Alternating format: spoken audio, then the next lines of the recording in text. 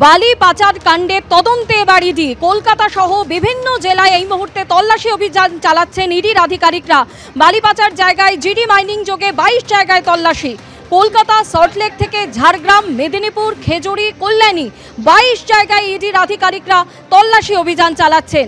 নির্দিষ্ট পরিমাণের চেয়েও বেআইনিভাবে বেশি বালি তুলে পাচার, অতিরিক্ত বালি বিক্রি করে সেই মুনাফা পৌঁছে যেত প্রভাবশালীদের কাছে।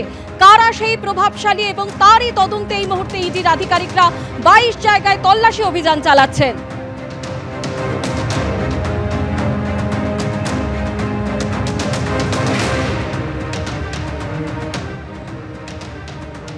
ভয়ঙ্কর অবস্থা, ডুপ্লিকেট চালান দিয়ে বালি পাচার, এবং এই সৌরভ রায় এদের সঙ্গে কমপ্লিটলি ভাইপোর নেক্সাস রয়েছে। এবং সৌরভ রায় যেভাবে এখন বর্ষাকালে পুরো পশ্চিম মেদিনীপুর থেকে জঙ্গলমহলে, ঝাড়গ্রাম থেকে বিস্তীর্ণ এলাকায় বাঁধগুলো পর্যন্ত কেটে বেচে দিচ্ছে। ও এ শুধু নয়, পুরো যে বালি সিন্ডিকেট, সে আউস গ্রামের লালন হতে পারে, পাণ্ডবেশ্বরের গৌতম ঘোষ হতে পারে, সিউড়ির জাকির হতে পারে, সঞ্জীব পাটোয়ারি হতে পারে। এ বড় স্ক্যাম এবং সরকারের কাছে 20 টাকা রেভিনিউ আসছে, 80 টাকা রেভিনিউ এদের মাধ্যমে এরা সহ পুলিশ সহ ভাইপোর কাছে চলে যাচ্ছে। এবং পশ্চিম মেদিনীপুর, ঝাড়গ্রামের এসপিরা এই সৌরভের নেক্সাসের সঙ্গে ডাইরেক্টলি ইনভলভ। এই তদন্ত আরও গতি পাওয়া উচিত। প্রচুর তথ্য জনগণের কাছে আছে, প্রচুর ডুপ্লিকেট চালান আছে, পুলিশ অফিসারদেরকে দামি দামি গাড়ি ভেট দিয়েছে, তার ছবি আছে। এদের বিরুদ্ধে আরও কঠিন ব্যবস্থা তদন্তকারী সংস্থা নেবে, প্রয়োজনীয় তথ্য জনগণ পাঠাবে, এটা আমি আশা করি। সরাসরি আমাদের প্রতিনিধি প্রকাশ সিনহা আমাদের সঙ্গে রয়েছেন। প্রকাশ, আমরা সকাল থেকেই দেখতে পাচ্ছি যে এই জিডি মাইনিং যোগেই কিন্তু 22 জায়গায় তল্লাশি অভিযান চালানো হচ্ছে, কিন্তু যে প্রশ্ন উঠছে, এই জিডি মাইনিং এর নাম কিভাবে বালি পাচার কাণ্ডে উঠে এলো?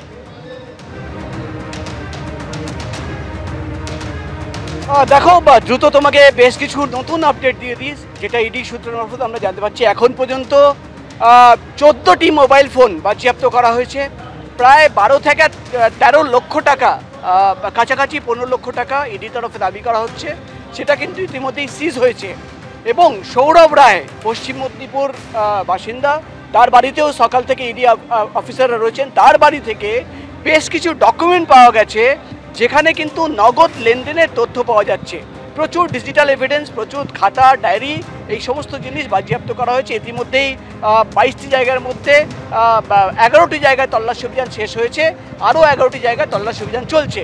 কিন্তু কিভাবে সূত্রপাত, যেটা ইডি সূত্রের খবর, যে তারা কেন আজকে তল্লাশি অভিযানে নামলেন, ম্যারাথন তল্লাশি অভিযান, যেটা ইডি সূত্রের খবর, কয়েক মাস আগে বর্ধমান রেঞ্জের যে হাইওয়ে, সেই হাইওয়েতে বেশ কয়েকটা ট্রাক আটক করেন সেখানকার স্থানীয় থানার অফিসাররা, যারা পিসি পার্টি রাতের সময় ন্যাশনাল হাইওয়েতে থাকে। তারা কিন্তু বেশ কয়েকটা ট্রাক, বালি বোঝাই ট্রাক আটক করে, দাঁড় করায় এবং তার কাছ থেকে ডকুমেন্ট চাওয়া হয়। তারা যে নথি দেখায় সেখানেই কিন্তু প্রথমবার নাম দেখা যায় যে জিডি মাইনিং প্রাইভেট লিমিটেড। এবং সেই নথি যখন খতিয়ে দেখা হয়, সেটা দেখা যায় যে সেই নথি কিন্তু জাল করা হয়েছে। এবং সেই জাল নথিকে সামনে রেখেই কিন্তু বর্ধমান রেঞ্জের একটি থানায় এফআইআর করা হয়। এবং সেই এফআইআরের সূত্রপাত ধরেই তদন্ত, অনুসন্ধান এবং ইডি আধিকারিকরা আজকে ম্যারাথন তল্লাশি অভিযান চালাচ্ছেন। এখনও চলছে, কয়েক লক্ষ টাকা বাজেয়াপ্ত করা হয়েছে। তল্লাশি অভিযান শেষ হওয়ার পর জানা যাবে যে আজকের এই তল্লাশি অভিযান টাকা সহ একাধিক নথি ইতিমধ্যে বাজেয়াপ্ত করা হয়েছে বলে জানা যাচ্ছে। এই খবরের দিকে অবশ্যই আমাদের নজর থাকবে। আপাতত তোমায় ধন্যবাদ প্রকাশ।